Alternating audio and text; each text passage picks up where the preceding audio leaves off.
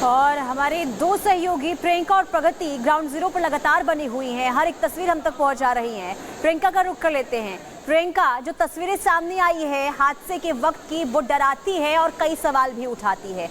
अभी इस पूरे मामले को लेकर आपके पास क्या अपडेट है, क्या ताजा जानकारी? बिल्कुल, देखिए पुनीता, हम आपको ग्राउंड से एक तस्वीर हम दिखाएंगे। यहाँ पर देखिए वो गाड़ियां हैं जिनको समय पर पहले आना चाहिए था और डीसिल्टिंग का काम करना चाहिए था। जब 112 नंबर पर कॉल किया गया था तब भी यहाँ पर रेस्क्यू की जो टीम है वो काफी लेट पहुंची, क्योंकि एक तरफ दिल्ली का ट्रैफिक भी लोगों को लगातार परेशान करता है। लेकिन यहाँ पर आपको बता दें, दिल्ली फायर की तरफ से जो डायरेक्टर है अतुल गर्ग, उनका एक स्टेटमेंट जारी होता है और वो ये बताते हैं कि देखिए पहले भी इस कोचिंग सेंटर को जो है एनओसी जारी की गई थी, लेकिन उसके बाद भी यहाँ पर जो चीजें बदलनी चाहिए थी वो नहीं बदली। आप ये मेन गेट देखिए पुनीता, ये जो मेन गेट है यहाँ पर लोहे का गेट लगा हुआ था, ऐसी जानकारी मिल रही है। और जैसे ही तेज बहाव आता है वो लोहे का गेट टूट जाता है और वो अंदर चला जाता है, जिसके बाद सारा जो पानी है जो सड़क पर भरता है वो लाइब्रेरी तक पहुंच जाता है, बेसमेंट में पहुंच जाता है। 10 से 15 फीट, आप सोचिए, इधर देखिए, इधर दिखाई अजय, 10 से 15 फीट तक वो पानी घुस जाता है और बच्चे इतने परेशान, क्योंकि लाइब्रेरी यहाँ बेसमेंट में बनाई गई है जो कि इलीगल है। जितने कोचिंग सेंटर हैं ये सब इलीगल है, क्योंकि कमर्शियल जगह नहीं है, ये रेसिडेंशियल जगह है। इसके अलावा इवैक्यूएशन को लेकर कोई इंतजाम नहीं थे। लाइब्रेरी को के भीतर कोई एग्जिट पॉइंट 2 नहीं बनाए गए। वहां पर बच्चों को ठूसा गया जबरदस्ती। एक जगह पर 30-40 बच्चे पढ़ रहे हैं और महीने के 3 से 4 हजार रुपए बच्चा फीस देता है सिर्फ लाइब्रेरी की। आप यहाँ पर सोचिए, देखिए जो आरएएफ की टीमें आई है, इससे पहले स्वाति मालीवाल आई थी और यहाँ पर छात्र नाराज हैं, वी वांट जस्टिस के नारे लगा रहे हैं। उन्होंने कहा कि हमें नहीं चाहिए कि कोई नेता यहाँ पर आए और आकर हमसे बात करे। नहीं, आपने जब समय पर नहीं सुनी, दुर्गेश पाठक यहाँ के लेजिस्लेटर है, यानी कि विधायक है, लोकल एमएलए, उनके पास कई बार यहाँ के लोकल लोग गए हैं कि भाई डीसिल्टिंग का काम करवाइए, नालों में गाद भर जाता है, पानी भर जाता है, आप क्यों नहीं सुनते हैं? उनके पास लेटर लेकर भी गए, लेकिन उन्होंने यहाँ पर लापरवाही बरती। ऐसे में स्वाति मालीवाल अभी क्या कर गई कि इसमें जितने भी जो एमएलए है, जो मंत्री है, जो भी जिम्मेदार है, उनके खिलाफ एफआईआर होनी चाहिए। अब आप सोचिए कि यहाँ पर जो इस कोचिंग सेंटर का मालिक है वो फरार है अब तक। आप देखिए उसकी हिमाकत, ना उसने अपनी गलती मानी और फरार और हो गया है और अज्ञात लोगों पर एफआईआर दर्ज है। आखिर ज्ञात लोगों पर एफआईआर दर्ज क्यों नहीं हुई है? प्रगति लगातार तस्वीरें दिखा रही है, ग्राउंड जीरो पर बनी हुई है। प्रगति, ओवर टू यू। बिल्कुल प्रियंका, और यहाँ की तस्वीरें दिखा देते हैं। ये आप देख रहे हैं राउज आईएएस स्टडी सेंटर, जहाँ पर ये पूरा हादसा हुआ और अब सीआरपीएफ की जो रैपिड एक्शन फोर्स है, आरएएफ, वो मौके पर मौजूद है। उनको आगे की जिम्मेदारी दे दी गई है, क्योंकि यहाँ पर देखिए भीड़ भी इकट्ठी होती दिखाई दे रही है।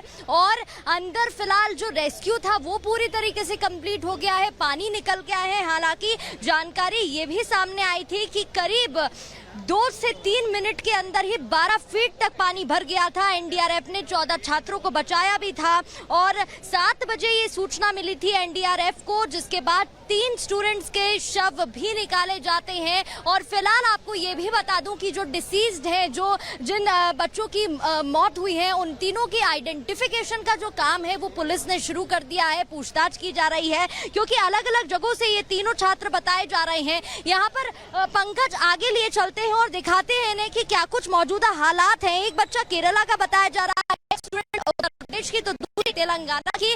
आप तस्वीरें देखिए तो आरएएफ रैपिड एक्शन यहाँ पर दिखाई दे रही है, तैनात कर दिया गया है, इनको जिम्मेदारी दी गई है, क्योंकि भीड़ भी ठीक है प्रगति, आप लगातार तस्वीरें दिखा रही हैं। प्रगति, जिस केरल के छात्र की आप बात कर रही हैं वो नेविन डॉल्विन है। जी हाँ, नेविन डॉल्विन जो अभी 7 से 8 महीने पहले ही केरल से आया था राजधानी दिल्ली, और उसने सोचा था एक प्रशासनिक अधिकारी बनूंगा, तैयारी करूंगा। पटेल नगर में आने के बाद कमरा भी ले लिया था और वहीं पर आपको बता दें जेएनयू में पीएचडी की पढ़ाई भी कर रहा था। लेकिन उसने इस कोचिंग इंस्टीट्यूट पर भरोसा किया जो एक इलीगल जगह पर बना हुआ है, जहां पर सिर्फ नोट छापने की मशीन लगी हुई है। यहाँ पर आप देखिए लाइन सब लगे हुए हैं, पूरा व्यापार का अड्डा है। यहाँ पर इन कोचिंग सेंटर्स के मालिक आए, किसी का कोई अता पता नहीं है। लेकिन जिन 3 बच्चों की जिंदगी चली गई बेवजह, क्योंकि वो पढ़ने आए थे छोटे शहरों से एक बड़े शहर में, राजधानी दिल्ली में, एक महानगर में बड़े सपनों को पूरा करने आए थे। पैसा जोड़ जोड़ के फीस देते थे और ऐसे उन छोटे छोटे सपनों को पूरा कर रहे थे, जिसके लिए बहुत मेहनत लगती है। लेकिन उन्हें क्या पता था, जिस लाइब्रेरी में वो किताबों को खोलकर देश के कानून को, देश के सिस्टम को समझ रहे हैं उसी राजधानी दिल्ली का सिस्टम इन बच्चों की जिंदगी को खत्म कर देगा। आपको बता दें, ये कहा जा रहा है कि जो दिल्ली की शिक्षा मंत्री है उनको अपने पद से इस्तीफा दे देना चाहिए, लेकिन ये राजनीति का विषय नहीं है, ये जिम्मेदारी लेने का विषय है कि आखिर जिन लोगों ने वक्त पर जिम्मेदारी नहीं ली उनके खिलाफ सख्त कार्रवाई होनी चाहिए। उनको खुद आकर अपनी गलती मानते हुए बोलना चाहिए कि वो उस पद पर रहने के हकदार नहीं है। क्योंकि दुर्गेश पाठक हमने देखा था, जब चुनाव होते हैं तो लोगों के बीच वोट मांगने के लिए जाते हैं, बड़े बड़े वादे करते हैं, लेकिन आप सोचिए एक नाले की गाद नहीं साफ करवाई, अब इन मशीनों को क्या फायदा। बिल्कुल, देखिए आप प्रियंका लगातार आपको जानकारी दे रही हैं और आपको बता दें 3 छात्रों के नाम बताए जा रहे हैं, श्रेया, तानिया और नवीन। इसमें से श्रेया के जो चाचा हैं उनकी तरफ से लगातार मांग की जा रही है कि यहाँ जो भी आरोपी है उसके ऊपर हत्या का मामला दर्ज होना चाहिए और कड़ी से कड़ी कार्रवाई होनी चाहिए। क्या कुछ कहा, सुनिए जरा। इस तरह की घटनाएं जब होती हैं, मतलब किसी वजह से किसी की जान चली जाए, बिना किसी कारण की जान चली जाए किसी की, मतलब बदइंतजामी से, और एक जान की कीमत तो वो जानता है जो माँ बाप जिस बच्चे को पैदा करते हैं, पालते पोसते हैं, बड़ा करते हैं, तो उसकी पीड़ा तो वही जानते हैं। अब जो सिस्टम की जिम्मेदारी है वो सिस्टम को अपनी जिम्मेदारी को लेना चाहिए। और प्राइमा फेसिया मेरी ये डिमांड है कम से कम कि जो कोचिंग के ओनर हैं उन पर गैर इरादतन हत्या का मुकदमा ज़रूर दर्ज हो, ताकि जितने और कोचिंग सेंटर्स हैं, चाहे मानक से बनने हैं नहीं बनने हैं, ये तो बात का विषय है, लेकिन कम से कम वो उनकी अपनी जवाबदेही ये हो जाए कि अगर मेरे से कोई जीरो से दिखा रहे हैं। तो देखिए, हम लगातार आपको एक एक तस्वीर ग्राउंड जीरो से हम दिखा रहे हैं, हम इन मशीनों के बारे में बता रहे हैं, हम वो दिखा रहे हैं जो यहाँ सब गाद अब तक हटाई गई है। पहले से इसको लेकर शिकायत थी, लेकिन चश्मदीदों ने क्या कुछ कहा, क्योंकि उन्होंने देखा कैसे बेसमेंट में पानी भरता चला गया, कैसे बच्चे हेल्प और मदद की गुहार लगा रहे थे। एक रस्सी फेंकी गई तो बच्चों को कुछ दिखाई नहीं, क्योंकि सीवर का यानी कि गटर का पानी था, गंदा पानी था, बच्चे आंख नहीं खोल पा रहे थे। लेकिन चश्मदीदों की जुबानी जरा सुनिए कि आखिर उन्होंने क्या कुछ देखा उस दर्द से जुड़ा हुआ।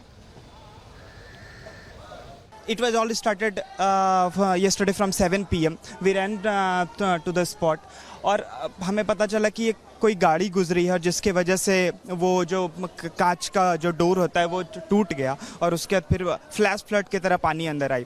तो हमारा ये अभी जो कंसर्न है जो हम लोग यहाँ पर है कि कोई भी authority, any spokes person from the rows IS, any spokes person from the MCD, some authorities needs to be done here. Just we want the information, the number of casualties happen, number of that how many people has been trapped, how many people have been evacuated.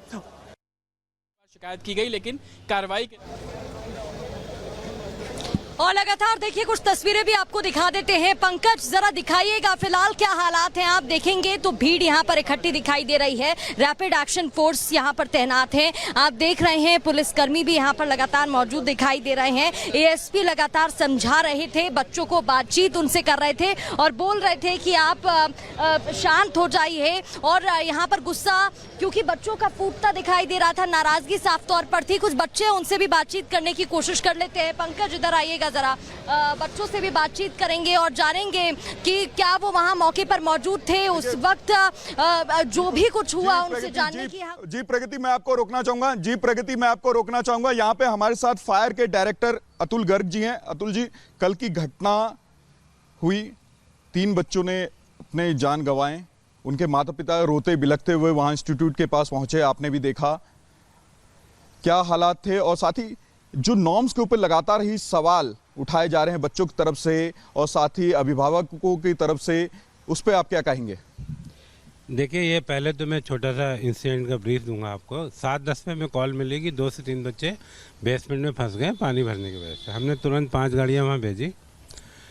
Basement में पूरा पानी भरा हुआ था और basement और सड़क का लेवल 1 हो चुका था, तो इसलिए शुरू में जब हमने पंप निकाल के पानी निकालने की कोशिश की तो वो पानी जो था वापस बेसमेंट में जा रहा था। मतलब आप कह सकते हैं शुरू के आधा घंटे हमें कोई पानी निकालने में सक्सेस नहीं मिली, because water level at basement and the road level were the same. जब पानी थोड़ा रोड पे रिसीड हो गया, जब चला गया, तब हमने निकाला और उसके आधा घंटे बाद हमें एक लड़की की वो बॉडी मिली, उसके बाद दूसरी और फिर तीसरी, और अभी ऑपरेशन पूरे ख़त्म हो चुके हैं। हमने पूरा बेसमेंट सक्सेसफुली खाली कर लिया। इसमें सबसे बड़ा चैलेंज जो था वो यही था कि जितना पानी हम निकाल रहे थे उतना वापस जा रहा था, क्योंकि full road was the water and हम पानी उसको 10 मीटर 20 मीटर अगर फेंक भी रहे थे तो पानी घूम फिर के वापस आ रहा था। इसलिए इसमें थोड़ा डिले भी हुआ और इसलिए इसमें टाइम भी लगा। अगर नॉर्म्स की बात करें, क्योंकि नॉर्म्स पे सवाल उठ रहे हैं और कहा जा रहा है कि जो बेसमेंट है उसमें लाइब्रेरी बनाया गया था, ये नॉर्म्स के खिलाफ है और साथ ही कार्रवाई उस पर की जानी चाहिए। ये आप बिल्कुल ठीक बात कह रहे हैं कि अभी मैं भी चेक कर रहा था, क्योंकि कल रात में मैं चेक नहीं कर पाया था। इनको जो इस बिल्डिंग को एनओसी था, ये नई बनी थी, अभी करीब 2-3 महीने शायद पहले ही इसको जो एनओसी दिया गया, उसमें इन्होंने ये दिखाया था कि बेसमेंट को स्टोरेज की तरह यूज़ करेंगे, पर ये अभी जो पाया गया है, देखिए कि वहाँ पे वो चल रहा था। तो आप बिल्कुल ठीक कह रहे हैं, हम भी इस मैटर को टेकअप करेंगे पुलिस से कि इनके खिलाफ केस दर्ज किया जाए, क्योंकि ये मिसयूज़ है और ये एक बहुत दुखद घटना है कि हम राजधानी में होकर 3 बच्चों की जान नहीं बचा पाए। ये इसको कोई इसमें मतलब मेरा वो नहीं है, बहुत ही सभी के लिए, हम सबके लिए बहुत। राजेंद्र नगर में कई ऐसे इंस्टीट्यूट है जिन्होंने बेसमेंट बनाया, एनओसी लिया किसी और चीज के लिए, लेकिन वहां पे या तो वो लाइब्रेरी बना रहे हैं या फिर दूसरे क्लासेस उसमें बना रहे हैं। उसको लेकर के क्या कार्रवाई करेंगे? क्योंकि घटना देखिए, एक घटना सबको सबक देता है और इस घटना से पहले कार्रवाई होनी चाहिए थी। क्या उससे पहले कार्रवाई नहीं की जानी चाहिए थी? नहीं, देखिए मैं फिर ये कहूँगा, ये मैटर फायर से रिलेटेड नहीं है। This is a matter related to water logging, not the fire brigade. पहला नंबर 1। नंबर 2, वहाँ पे बहुत कम लोगों के पास एनओसी है। ये कल मैंने रात में कहा था कि शायद इसको एनओसी नहीं है, फिर आज मैंने चेक कराया, इस बिल्डिंग ने अभी अभी एनओसी लिया है, ज़्यादा से 1-1.5 महीना ही हुआ है। मैं अभी कॉपी निकलवा रहा हूँ, आज संडे था। तो ये एक लार्जर इशू है कि वहाँ पे बेसमेंट में चल रहे हैं।